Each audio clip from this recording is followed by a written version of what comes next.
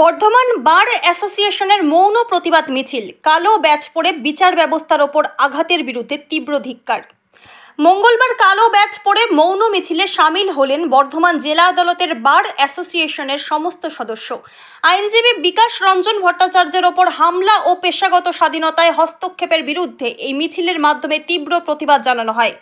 গত 25শে এপ্রিল বিকাশ রঞ্জন ভট্টাচার্যের ওপর আক্রমণ এবং বিচার ব্যবস্থার উপর একের পর এক চাপ তৈরি ও আইনজীবীদের পেশাগত স্বাধীনতায় হস্তক্ষেপের ঘটনা নিয়ে সারা রাজ্যেই উত্তাল আইনজীবী মহল।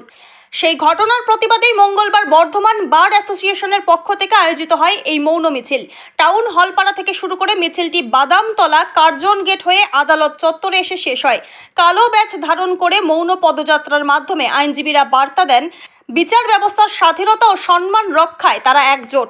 মঙ্গলবার মৌন প্রতিবাদ মিছিলে অংশ নেন বার অ্যাসোসিয়েশনের প্রায় সব সদস্যই। সংগঠনের পক্ষ থেকে জানানো হয়েছে, ভবিষ্যতে যদি এমন ঘটনার পুনরাবৃত্তি হয় তাহলে আরও বৃহত্তর আন্দোলনের পথে হাঁটা হবে।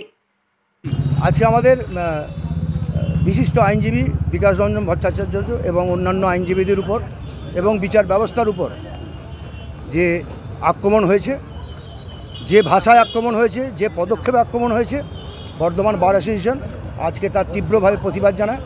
সেই জন্য এই কর্মসূচির মাধ্যমে সাধারণ মানুষের কাছে একটা বার্তা পৌঁছে দিচ্ছে যে আইনজীবীরা সাধারণ মানুষকে পরিষেবা দেওয়ার জন্য এই কাজ করে এবং বিচার ব্যবস্থার আদেশ পছন্দ হোক না হোক তাকে মান্যতা দেওয়া উচিত। এই যে ব্যবহার করা হয়েছে তার প্রতিবাদ স্বরূপ বর্ধমান বার অ্যাসোসিয়েশন আজকে এই মৌন মিছিলের মাধ্যমে ধিক্কার জানাচ্ছি। আমি সদন্তা সম্পাদক বর্ধমান বার অ্যাসোসিয়েশন।